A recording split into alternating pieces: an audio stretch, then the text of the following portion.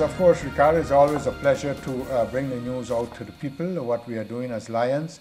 And once more, we are having the 8th Lion Rudy Hoover Health and Wellness Fair, which is going to be on March the 5th, 2016 at the Festival Village. And we are starting at 9 a.m. in the morning until 4 p.m. in the afternoon. We have some 44 booths that will be occupied by various health organizations on the island, institutions, foundations, government institutions also based on health care. They will be part of the fair. Now, why do we organize such a fair? Because we think it to be very important to bring health issues to the community and to really and truly share with them how they can live a healthier life. And that's why we make use of the various professionals, I would call them, the stakeholders that will be sharing their experiences, giving information, doing the various tests and so. They will be doing that, and this is organized, of course, by the Lions Club. Yeah. Now, every year, Ricardo, the fair has been growing and growing and growing. Now, the fair is called Health and Wellness Fair. Yes. For the past years, we have really been concentrating a lot on the health part of the fair, you see. But we've been always saying that we must also bring the issue of the wellness to the people. And that's why this year we have been successful in getting not one but three speakers that will do the wellness part of the fair for us. Now, for instance, some of it has to do with health, but it also has to do with with your well-being. Now, in the morning, from 10:30 in the morning at the fair until 12:30, every 20 minutes, we have a special room there where the pharmacist, Dick Luticus from the Phillipsburg Pharmacy, will be speaking to the community. So everyone can go into that room and listen to Dick Luticus, who's going to be speaking about the correct use of medication. As you know, when you go to the doctor prescribes medication, and it is really and truly the pharmacist who is going to show you exactly how to use the medication, why it is, when you need to use it, especially your lifestyle that you have to live in accordance with the medication. Because if you just get the medication, yes, and you didn't get an explanation about the medication, you're gonna maybe use the medication in a wrong concept. For instance, if the medication states that you're not supposed to drink alcohol with the medication, and you still go ahead and drink the alcohol, and then you get sick, you don't know why this medication is not getting me better, but you're doing something contradictory to the use of the medication. So that's why it is very important, that the people go and listen to this. It is known on St. Martin, it is a known fact, that people, for instance, share medication. Yes, they get medication, and it happens particularly among diabetics. Now, if you get a dosage prescribed to you as a diabetic that this is what you're supposed to use, but you're going to be using half and you're going to give half to your friend who's also a diabetic, that is not the idea, because you're only using half of the medication. So all these things he's going to be talking about to teach the people, and the proper use of the medication, which we deem it to be very important. Now, at 1 o'clock, we have a retina specialist from the United States who he comes here very frequently. I think he even has a home here, and he is going to be speaking about sight, sight and diabetes. He will be speaking at 1 o'clock from 1 to 2, about, of course, how to take better care of your eyes, what can cause certain, infections of your eye, etc. Then at 2 o'clock, we have another very, very interesting talk, and that is going to be given by Notary Meredith Bookhout. She is going to be talking about why, how, and when to make a will. You know, Ricardo, we have so many cases in court whereby people are fighting one another, families are fighting one another in court because there was no will, or the will, or the fight in the will, etc. So it's always important to know what to put in a will. But she's also going to be talking about another very, very important matter, and that is inheritance. Inheritance, again, is now so important. Why? Because the laws on inheritance have changed with the new civil code. So people should know now what are the changes, And also you have lots of cases going on with people, with succession land, and with this one passed away and that one passed away, and up to now they cannot settle the matter. Because why? Because of the fact that, they're not following the laws of the land.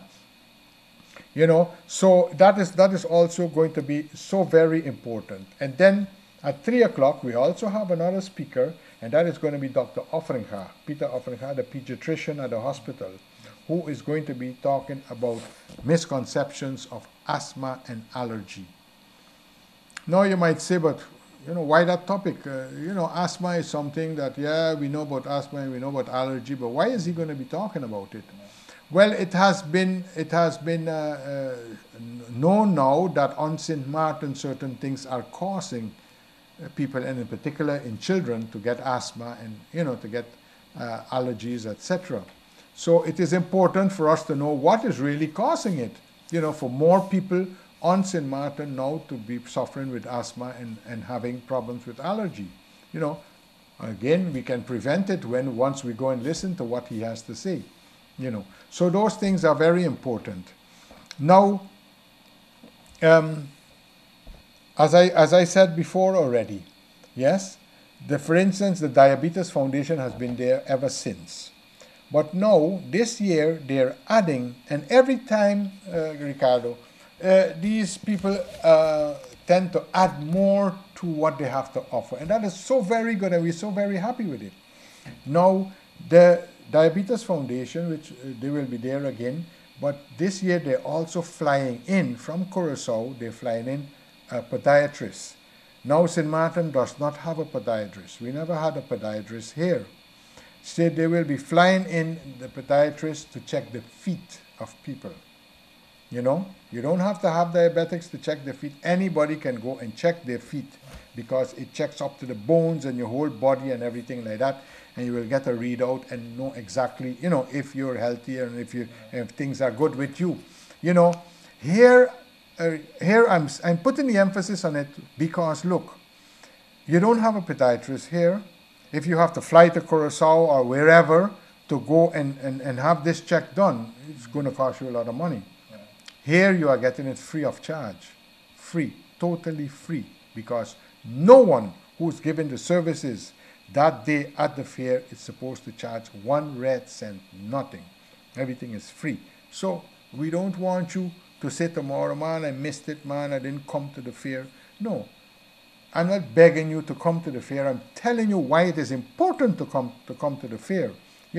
And yeah, some people really, you have to beg them, to come, because when it comes to health, people seem to neglect their health so much. We have the Tsuchi Foundation. They've always been there with us. Last year, they gave 60 massages. This year, they're going to 100 massages. So they can massage 100 persons on that day. Now, first come, first serve, of course. So make good use of that. You get a very, very good massage, and you feel much better. And if you had to pay for it at a spa or whatever, the price, how much you would pay for it. Again, it's all free. The Alzheimer's Foundation is there again. Yeah, the AIDS Foundation. This year they're trying to really break the record and see if many people, can do the AIDS test themselves.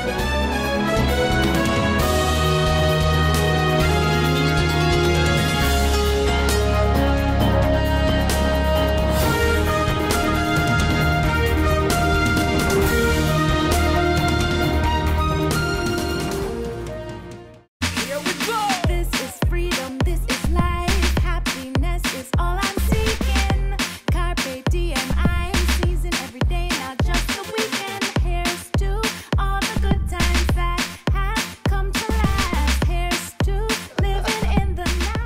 can't afford what you crave, life just gets so good.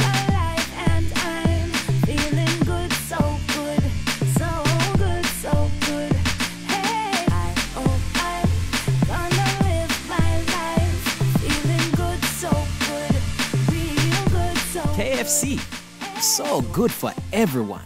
Hey, Bob, you're on family vacation. Oh, but your daughter's got the measles. But don't worry about it.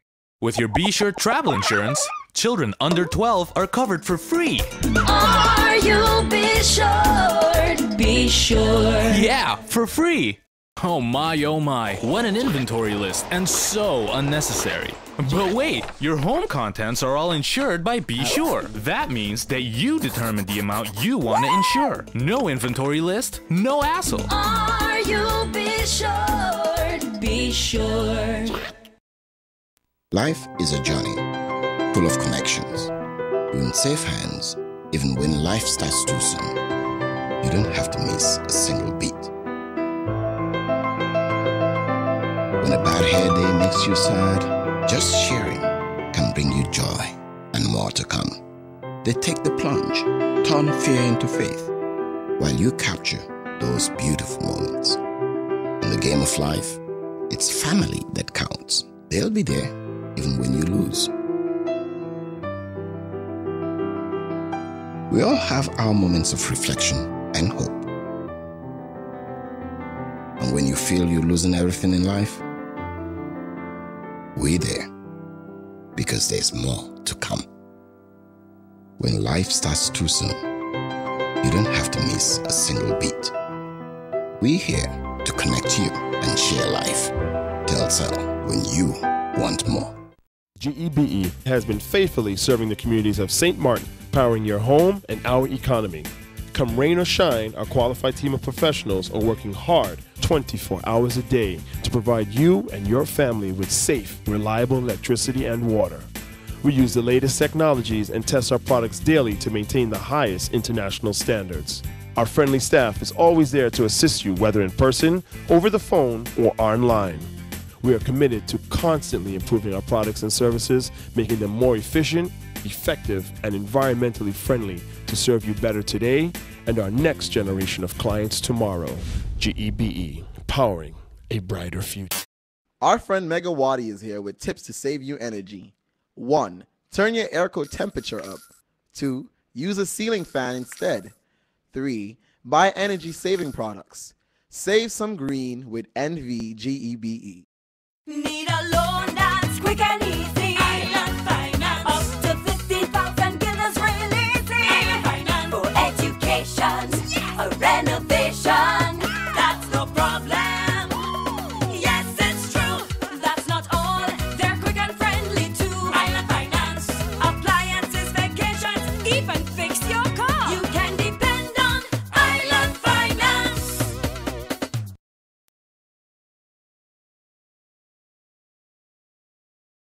You have a presentation this evening.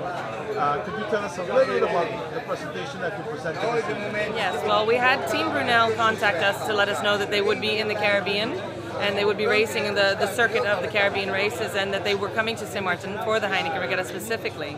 And we wanted to highlight that because the feat that they accomplished by being second place in the Volvo Ocean Race is not something that people do every day. And so we thought it was important to bring that information to the public as best we could, and to allow people to meet these guys that have done something so amazing, and to show the boat off, because it is a racing machine that we don't see around here so often.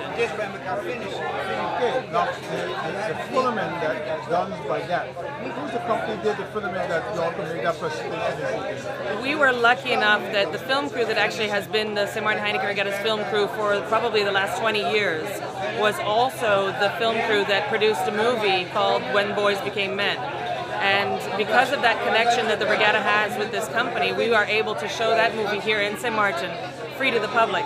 And normally it's been shown in Holland and around Europe in movie theaters. And so because the Heineken Regatta is bringing in this film crew, we can now show it to the public on the beach in Simpson Bay at 3 p.m. on Sunday, and also here tonight. So you were saying that this film that you all just presented is shown across the world. The film that we are showing tonight and on Sunday, so far it has only been released in Europe, but I believe that at some point they do have a rollout schedule to show it to the rest of the world, because it's a unique film. It captures 9 months of sailing around the world by gentlemen that have pushed themselves to the limit and to the end, and there's no other way to experience that other than watching this movie. Now, you know, regard to you're into your 36 years, and there's a lot of big cover on that. Could you tell us some of the media that will be here on the island, knowing that you're from the section area of the media? Yeah, every year we get contacted by journalists from around the world. We have a huge group of photographers this year that are here to photograph the island and the events and the sailing. And in addition, we've been contacted also by channels like HGTV, and this year, funny enough, a company from Japan that wants to promote the island of St. Martin as far as cruising and sailing. So the reach that this event has worldwide goes as far as Japan, as far as Europe. We have Russians that are coming in to write for their websites and for their magazines. So the island benefits and the event benefits by being here for 36 years. We have created something that is now known worldwide. Okay, that's a very good question. You said that worldwide. How much does it take, the preparation, to be able to do something like the amount of people that you have on the island for our listeners to understand? It's funny because when January rolls around, the regatta office always starts getting phone calls from people asking questions about the regatta. Can they be a sponsor? Can they help us in any way? Which we love, because we want the island to be included in everything. But what they don't realize is that we actually start planning for the next year in March. And you think, wait a minute, the regatta was just in March. But the reality is the regatta is over on Sunday. Monday, we're in the office. We're back at work, because not only are we having debriefings with everybody that just worked, but we are also getting all the feedback from them, all the good things that happen, all the negative things. And the office and team that are in place start working immediately for the next event. So it takes actually 365 days to run this event, because you're talking a crew of about 150 volunteers. You have a staff of only 2. So you have 2 people that work literally year-round to make this event what it is. Because when you are making promotions for the island, we don't promote in January. We promote in June and in April and in May, because the people that are coming to St. Martin for the regatta are actually planning their trips a year in advance. And so we need to be ready for those questions. When are the next regatta dates? Where can we sign up our boat? So all that stuff happens way in advance. So when people call us in January, we've actually done our planning. And now we're just putting the points on all the dots and all the I's and all the crossing the T's to make sure that when we open up on the weekend, everything runs smooth. Now, I know Antigua also does a regatta as well. And what is the position that St. Martin itself stands now with the regatta? Are we number 1? Are we number 2? For, I would say, the last 10 years, St. Martin, there's the top 3 regattas in the Caribbean. You have BVI Spring Regatta, you have Antigua Sailing Week, and you have St. Martin. St. Martin is a different combination. St. Martin is 4 days of racing, 4 days of nightly parties. Antigua is a week long. BVI is a weekend, 3 days. So they each have their own little thing. But when you look at the numbers and you look at the events, both Antigua and BVI are in their 40 plus years. I believe BVI is in 45 years this year. Heineken Regatta is in 36 years. We have double the entries of all those other regattas. So when it comes to numbers, when it comes to size, magnitude, and draw of international boats, St. Martin is bigger. We are producing an event that is immeasurable anywhere else in the Caribbean. There is no other regatta in the Caribbean at this point in time that has the magnitude and size of sailors and visitors to the island than St. Martin Heineken Regatta. So would you say that we are rated number 1 in the Caribbean? We never like to say that we're better than anybody else, because we can always improve. We like to say that we're the biggest, but I think that tooting your own horn and saying we're better than everybody else is not smart, because at some point you're going to come down. We always strive for quality over quantity, to be honest. If we only had 100 boats, we want it still to be the best regatta ever. So we shy a little bit away from saying, you know, that we're number one, but when it comes down to size, yes, we are number one. Now, I know a lot of the people that you have here this evening is from off island. Absolutely. How is the locals? Do you think that they appreciate that what you all are doing? I do believe that when I'm from here, I speak to my friends, I speak to my family, I talk to people to see what the vibe is on island, and I think everybody anticipates the St. Martin Heineken Regatta because they know the boom in the economy and the boom in the busyness and in the just the happenings around the island. It picks everybody's spirits up and it makes everybody, you know, everybody looks forward to it. And it's just like Carnival. It's something that adds value to the island and it adds value to the community. And the concerts on the beach are open to the public for that reason. We want the community and we want everybody on the island to feel welcome and to come and enjoy the event with us. My last question to you, how does the regatta organization get so many people to come to the island? Is it by promotion or is it by contacts? I think it's a bit of both. We do heavily promote, but there's a lot of, the sailing world is a unique world. It's a very tight-knit community. Everybody knows everybody. So we do a lot of word-of-mouth promotions. We send out, we have team members on our team that are strategic members. They have connections in the community in that outside world that we cannot get to so easily. And we work with them and they in turn promote our island and promote our event. And that brings in a lot of sailors. And then on the other hand, we do a lot of marketing, we do a lot of advertising in publications. We work with boat shows, we work with trade shows in Europe, in the United States. And so the combination of that work brings in a lot of people. And then on the other hand, you have people that come here solely for the purpose of enjoying the regatta. They're not even sailors. We estimate that we have probably between 2,000 and 5,000 people that come to St. Martin this week just to watch the regatta. Not to race, they don't have a boat. If you check with the hotels, you check with the airlines, they're full. And that's because people just love this event as a whole. They like sitting on the beach, watching 200 boats sail by, and then they can change their clothes, head out to the party at night. They can rub shoulders with some of the best sailors in the world. And for them, it's like the perfect vacation. And then, funny enough, we still have a huge group, I would say several hundred people that come to volunteer for the regatta. They don't get paid, they fly here on their own tickets, they book their own hotels, they rent their own cars, and they come here and they work every day to greet people, to show people around, to pick people up from the airport, to register people, and they do it only for the reason that they find it so much fun and they enjoy just giving back to the island. So we have a variety of people that come, and they come for all sorts of reasons and all sorts of manners. As we're wrapping up this interview with the local broadcaster, what final words that you would like to say that I probably didn't ask you, that you'd like to share today? Wow. You know, the regatta has been on for 36 years. I used to be much more involved as a regatta director, and it was always my passion to run the event and to give something back to St. Martin. And I think that for those that don't realize that there's a huge international event happening on our little island, on our little piece of soil, and it takes every person on this island to make it happen. From the immigration officer that greets people when they come in, to the taxi drivers, to the bus drivers, to the bridge operator. Everybody is a part of this regatta, whether they realize it or not, and we want to thank everybody for making the event what it is today, because we would not be in 36 years if it wasn't for the fact that St. Martin is welcoming the world and opening the doors, and so we appreciate that. And even though people may not hear it from us directly, we want to thank them for helping us.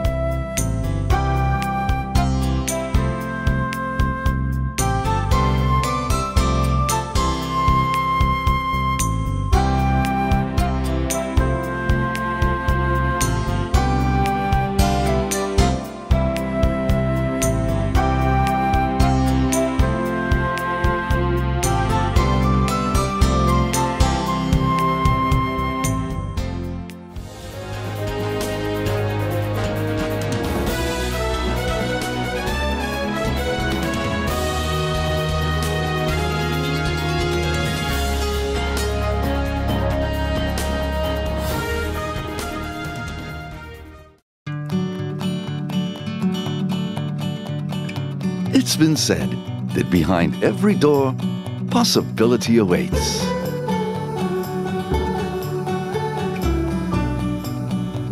How much possibility depends on which door you open first. Every day, we help our customers discover the possibilities in their lives. It all starts with a conversation. Scotiabank. Discover what's possible.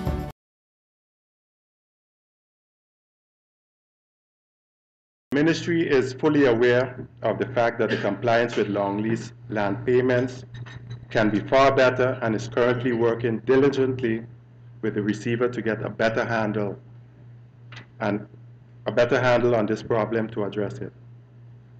Furthermore, the observation pertaining to a more compassionate tariff for citizens that cannot afford to pay will have to be looked into as well.